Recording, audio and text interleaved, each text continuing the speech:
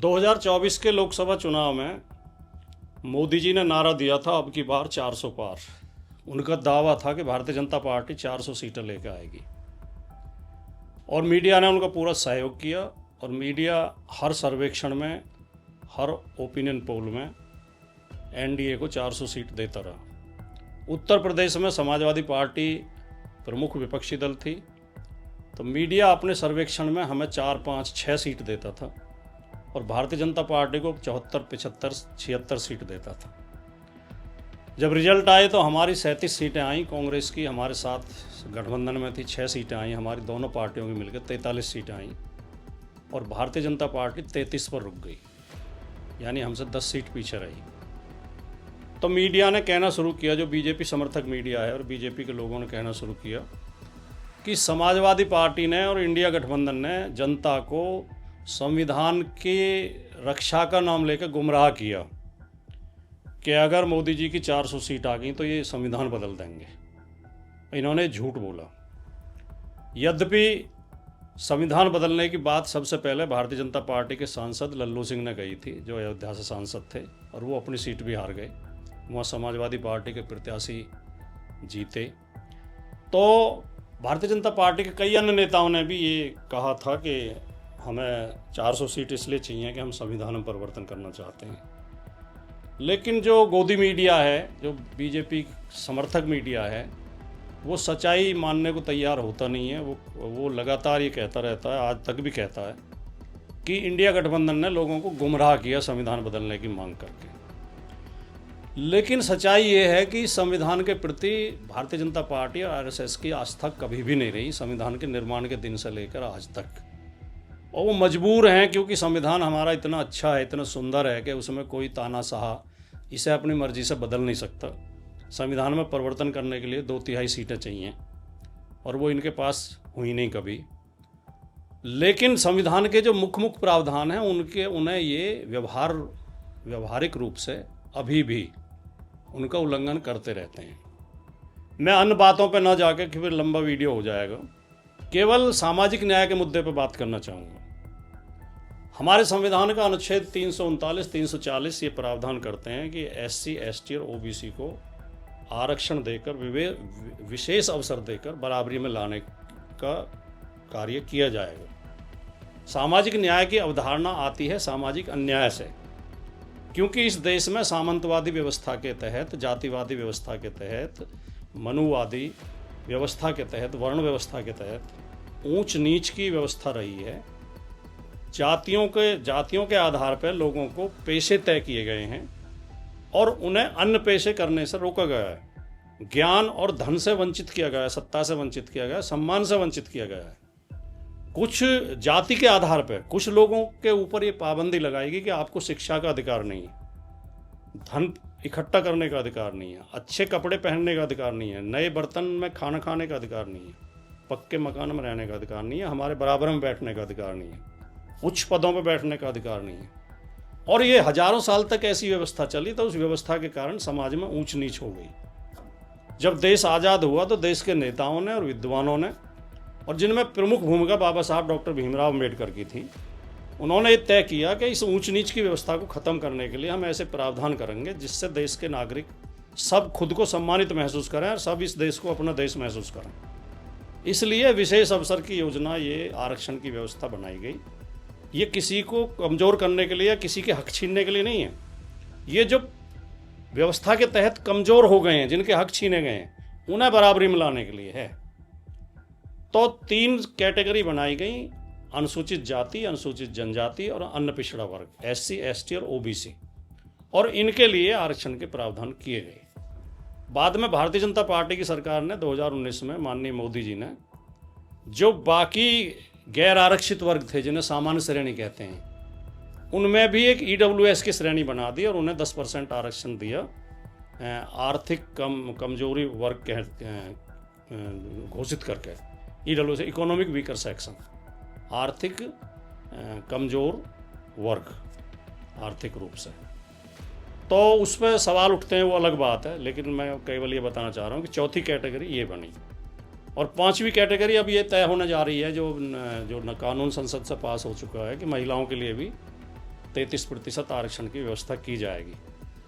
तो ये 5वीं श्रेणी ये भी हो जाएगी। तो ये तमाम जो प्रावधान हैं ये इसलिए किए गए हैं कि समाज में समरसता बनी रहे, समानता बनी रहे, किसी के हक ना मारे जाएं और किसी को सत्ता, सम्मान, धन से वंचित न किए जाए। लेकिन भारतीय जनता पार्टी की सरकारों ने कभी भी दिल से इन प्रावधानों को स्वीकार नहीं किया और वो हमेशा येन केन प्रकारेण जैसे तैसे कोशिश करके, षड्यंत्र करके, कुछ ना कुछ चालाकी करके SC, ST और OBC के लोगों को भर्ती होने से रोकती रहती हैं और ये आरोप समय समय पर लगते रहते हैं। और ये स्थिति बहुत भयंकर है और ये बहुत महत्वपूर्ण बात है कि जो संविधान के प्रावधान हैं उन्हें आप लागू नहीं कर रहे हैं। संविधान के तहत मिली हुई सुविधाओं को आप कमजोर वर्गों को देना नहीं चाहते हैं। जिन लोगों के लिए आरक्षण के प्रावधान संविधान में किए गए हैं उन लोगों को आप आरक्षण की सीटें पूरी देना नहीं चाहते हैं। तो इस पर कोई मजबूत आवाज भी देश में अभी तक नहीं उठी। ये यदा कदा नेता बोलते रहते हैं, परीक्षार्थी बोलते रहते हैं, प्रत्याशी बोलते रहते हैं जिन्हें चयन से वंचित किया जाता है कि हमारे साथ बेईमानी हुई है, हमारे साथ षड्यंत्र हुआ है। लेकिन किसी राजनीतिक पार्टी ने, किसी नेता ने मजबूती के साथ ही आवाज़ अब से पहले नहीं उठाई। लेकिन अब पहली बार समाजवादी पार्टी के राष्ट्रीय अध्यक्ष श्री अखिलेश यादव जी ने ये आरक्षित पदों की चोरी का मामला उठाया है। PDA के पदों की चोरी का मामला बाकायदा आंकड़े देके, बाकायदा सबूतों के साथ अभी उन्होंने इसी गुरुवार को एक प्रेस कॉन्फ्रेंस लखनऊ के पार्टी कार्यालय में, प्रदेश कार्यालय में की और मीडिया को आंकड़े दिए और ये पूरे एक रिपोर्ट उन्होंने पेश करी कि किस किस भर्ती में कितने कितने पद PDA के चोरी किए गए हैं। और अखिलेश यादव जी ने जब से उत्तर प्रदेश में PDA का नारा दिया है तो जो पिछड़े, दलित, आदिवासी, अल्पसंख्यक और महिला वर्ग है, जो आरक्षित श्रेणी में आते हैं और जिन्हें उनका आरक्षण नहीं मिला, जिनके साथ भेदभाव किया जाता है, जो मिलकर 85% के करीब बैठते हैं कुल जनसंख्या का, उस 85% वर्ग में एक बहुत बड़ी चेतना आई है, बहुत बड़ी जागरूकता आई है और बहुत बड़ी एकजुटता आई है। उन्हें लग रहा है कि कोई नेता तो है जो हमारी आवाज़ उठा रहा है, जो हमारे साथ अन्याय हो रहा है। पिछले 75 वर्ष से 1950 में भारत का संविधान लागू हुआ और अब हम 2026 में हैं, तो लगभग 76 वर्ष से जो हमारे साथ अन्याय हो रहा है वो उसे मजबूती के साथ उठाने का काम किसी नेता ने तो किया, किसी पार्टी ने तो किया। इसलिए PDA, तमाम PDA वर्ग जो 85% है वो समाजवादी पार्टी के पक्ष में एकजुट हो रहा है और अखिलेश यादव जी के झंडे के नीचे इकट्ठा हो रहा है। मैं आपको ये चौंकाने वाले तथ्य रखना चाहता हूँ। आप में से बहुत लोगों ने प्रेस कॉन्फ्रेंस देखी होगी, इन जिन्होंने नहीं देखी उन्होंने मैं तथ्यों से अवगत कराना चाहता हूँ और आपको ये बात जाननी चाहिए। और जब हम PDA को या आरक्षित वर्ग को उनके हक देने की बात करते हैं तो ये किसी की खिलाफत नहीं है, किसी का विरोध नहीं है, किसी से शत्रुता हमारी नहीं है। हम किसी का हक मारना नहीं चाहते, किसी का हक छीनना नहीं चाहते, ना हम किसी से नफरत करना चाहते हैं, ना हम किसी को अपमानित करना चाहते हैं। लेकिन जो हक हमारे हैं वो हक तो हमें दिए जाएं, जिनके प्रावधान संविधान में भी हैं, कानून में भी हैं, उन्हें तो कम से कम दिया जाए। अभी पीछे राज्यसभा में एक सवाल पूछा गया था कि केंद्रीय सेवाओं में किस किस श्रेणी के कितने पद खाली पड़े हैं, तो वो बहुत चौंकाने वाले आंकड़े सामने आए जो सरकार ने राज्यसभा में जवाब रखा पटल पर, संसद के पटल पर। उसमें SC, ST, OBC के 50% से ज़्यादा पद, कहीं 50, कहीं 55, कहीं 60, कहीं 70 तक, 40% से लेकर 70% तक पद खाली पड़े हैं आज भी, 75 साल के बाद भी। SC के भी, SC, ST के भी और OBC के भी, क्लास 1, क्लास 2, क्लास 3, क्लास 4, कहीं कुछ आंकड़ा है, कहीं कुछ आंकड़ा है, लेकिन सब में खाली पड़े हैं। हर श्रेणी में, हर वर्ग के 40% से लेकर 70% तक पद खाली हैं। ये क्यों खाली पड़े हैं? कि नीयत नहीं है देने की। सत्ता में ऐसे लोग बैठे हैं, पहले भी ऐसे लोग बैठे थे और आज भी बैठे हैं, जो इन कमज़ोर वर्गों को उनके हक देना नहीं चाहते हैं। तो ये उत्तर प्रदेश की रिपोर्ट माननीय अखिलेश यादव जी ने जारी की है और ये PDA ऑडिट के नाम से, आरक्षण लूट का ऑडिट, PDA आरक्षण लूट का ऑडिट, इस नाम से ये रिपोर्ट जारी की है। आप इसे देख सकते हैं। इसमें उन्होंने बताया है कि उत्तर प्रदेश में 22 परीक्षाओं में भर्तियों की अलग अलग जो 22 परीक्षाएं हुई हैं, 22 परीक्षाओं में 11,514 पद पीडीए के चोरी किए गए हैं। 11,514। सरकारी नौकरी मिल जाने का मतलब आप समझते हैं? इस देश में सरकारी नौकरी का बहुत बड़ा महत्व है। उससे एक आर्थिक संरक्षण तो होता ही होता है, वो सम्मान का प्रतीक भी होती है। उससे समाज में एक रुतबा भी कायम होता है, व्यक्ति का सम्मान भी बढ़ता है, व्यक्ति मुख्यधारा में आता है। सरकारी नौकरी जिस परिवार में एक सदस्य को मिल जाती है, उस परिवार का उद्धार हो जाता है। वो उस परिवार के बच्चे अच्छे स्कूल में पढ़ जाते हैं और फिर वो बच्चे पढ़ के कहीं कामयाब हो जाते हैं। और जो लोग बेरोजगार हैं, जिनकी महीने की आमदनी ही 5,000, 7,000, 10,000 है, वो कैसे अच्छे स्कूल में अपने बच्चों को पढ़ाएंगे? उनकी रोटी का और कपड़े का ही काम नहीं चल पाता। तो सरकारी नौकरी के मिलने का मतलब होता है एक परिवार का उद्धार हो जाना, उसका विकास हो जाना, विकास के रास्ते पर अग्रसर हो जाना। तो 11,514 पदों की चोरी का मतलब है आपने SC, ST, OBC के 11,514 परिवारों को आगे बढ़ने से रोक दिया, उन्हें विकास की मुख्य धारा में आने से रोक दिया, उन्हें समाज में सम्मानित स्थान पाने से रोक दिया, उनकी आर्थिक दिक्कत दूर होने से रोक दिया आपने, उन्हें गरीबी में धकेल दिया, उन्हें लाचारी में धकेल दिया। 11,514 परिवार के साथ कम से कम 1 लाख लोग जुड़े होते हैं। 5 सदस्य तो एक परिवार में होते हैं, लगभग 55-60 हज़ार तो उनके सदस्य हो गए, और साथ में भाई भतीजे रिश्तेदार, उन सब पे फर्क पड़ता है। ये कभी विस्तार से समझाऊंगा मैं। लेकिन सरकार ने जानबूझ के पदों की चोरी की है, नौकरियों की चोरी की है। वो SC, ST, OBC को नौकरी देना नहीं चाहती, इनका विकास करना नहीं चाहती। 69,000 शिक्षक भर्ती का सबसे बड़ा मामला है उत्तर प्रदेश में। 69,000 शिक्षक भर्ती जो 2019 में शुरू हुई थी और 2020-21 में पूरी हुई, उसमें SC, ST, OBC के कैंडिडेट को भर्ती होने से चालाकी के साथ, बेईमानी के साथ रोका गया, तिकड़म के साथ। ये लोग पिछड़ा वर्ग आयोग में गए, केंद्रीय पिछड़ा वर्ग आयोग दिल्ली, जो मोदी जी के अधीन आता है, केंद्रीय सरकार का विभाग है। पिछड़ा वर्ग आयोग ने अपनी रिपोर्ट में माना कि आरक्षण का सही पालन नहीं हुआ। उत्तर प्रदेश सरकार ने उस पर गौर नहीं किया।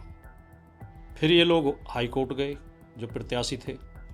हाई कोर्ट ने निर्देश दिया, बाकायदा आदेश दिया कि इनमें से और भर्ती की जाए, प्रभावित लोगों को न्याय दिया जाए और 7,933 पदों की नई भर्ती की जाए। 2022 में जब विधानसभा के चुनाव हुए तो उत्तर प्रदेश सरकार ने खुद ऐलान किया कि हम इस हाईकोर्ट के आदेश का पालन करेंगे, केंद्रीय पिछड़ा वर्ग आयोग के आदेश का पालन करेंगे, क्योंकि पिछड़े वर्गों से वोट लेनी थी। लेकिन चुनाव खत्म होने के बाद सरकार रिपीट हो गई, चुनाव में जीत गए और उसके बाद भूल गए। फिर अब ये मामला सुप्रीम कोर्ट में अटका हुआ है। तो पिछड़ा वर्ग जो ये 69,000 शिक्षक भर्ती हुई है, इसमें पीडीए के 7,933 पदों की लूट हुई है। 2019 में वन और वन्य जीव रक्षक भर्ती में हुई, इसमें 88 पदों की लूट हुई। अगर इन्हें अलग अलग मैं विस्तार से आपको बताना चाहूँ तो 69,000 शिक्षक भर्ती में OBC का आरक्षण 27% है, सभी को पता है। लेकिन भर्ती में जो प्रैक्टिकल रूप में मिला, वो मिला 3.86% आरक्षण। 23% पदों की लूट हो गई। SC का आरक्षण 21% है, उन्हें मिला 16%, 4.8% पदों की लूट हो गई। ST का 2% है, उसे जीरो, उसे कुछ भी नहीं दिया गया, कोई पद नहीं दिया गया, उनके 2% की लूट हो गई। तो इस तरह कुल मिला के SC, ST, OBC के साथ भारी बेईमानी की गई। 2019 में वन और वन्य जीव रक्षक भर्ती हुई, इसमें कुल पद थे 655। ओबीसी एससी एसटी को आरक्षित होने चाहिए थे 328, लेकिन मिले 240। 88 पदों की इसमें लूट कर ली गई। विज्ञापन में ही 240 पद कर दिए गए। जो आरक्षण के अनुसार परसेंटेज के हिसाब बन रहे थे वो पद दिए ही नहीं गए। 328 पद होने चाहिए थे, दिए 240। 88 पदों की लूट इसमें कर ली गई। बांदा एग्रीकल्चर यूनिवर्सिटी में 2021 में भर्ती हुई। कुल पद थे 15। 15 में से 13 सामान्य जाति के भर्ती कर लिए गए। केवल 2 पीडीए को दिए गए, केवल 2 पद।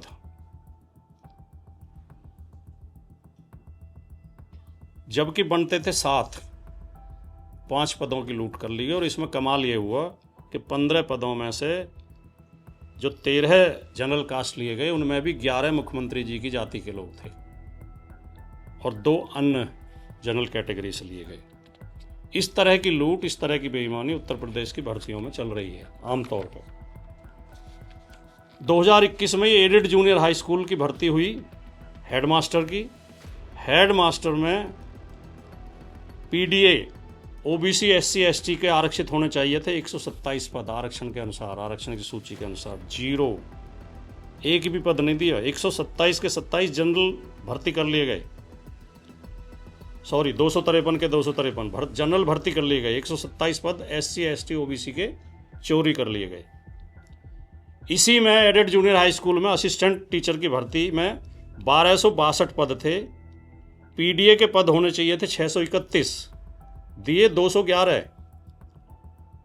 420 पदों की इसमें चोरी कर ली गई। जो असिस्टेंट टीचर और बन जाते 420 एससी एसटी ओबीसी के लोग, उनकी चोरी कर ली गई। 2023 में ग्राम पंचायत अधिकारी की भर्ती हुई। कुल पद थे 1468।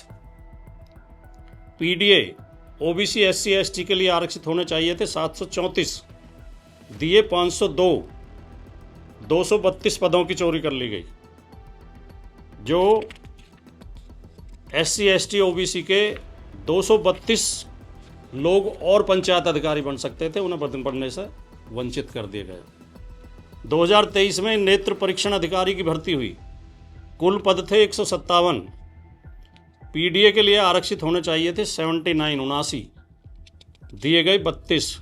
47 पदों की लूट इसमें कर ली गई। 2023 में ही यूपीएसएससी कनिष्ठ सहायक, कनिष्ठ लिपिक और सहायक स्तर की भर्ती हुई, जिसमें टोटल पद थे 3831। पीडीए के लिए होने चाहिए थे 1916 आरक्षण के अनुसार, दिए गए 1616। 300 पदों की इसमें लूट कर ली गई। 2023 में ही प्रवर्तन कांस्टेबल की भर्ती हुई। प्रवर्तन कांस्टेबल में कुल पद थे 477। पीडीए ओबीसी एससी एसटी के लिए आरक्षित होने चाहिए थे 239, दिए गए 205। 34 पदों की इसमें चोरी कर ली गई। 2024 में लखीमपुर कोऑपरेटिव बैंक में कुल पद थे 27। पीडीए के होने चाहिए थे 14, दिए मात्र 6। 8 पदों की इसमें लूट कर ली गई। और इसमें खास बात यह रही कि 15 लोग जो भर्ती हुए वो मुख्यमंत्री जी की जाति के थे। खुल्लम खुल्ला इस तरह के भेदभाव किए जा रहे हैं, बेईमानी की जा रही है। 2024 में एक और भर्ती हुई यूपीएसएससी की, आंसू लिपिक भर्ती। इसमें कुल पद थे 661। पीडीए के लिए आरक्षित होने चाहिए थे 331, लेकिन दिए 294। 37 पदों की इसमें लूट कर ली गई।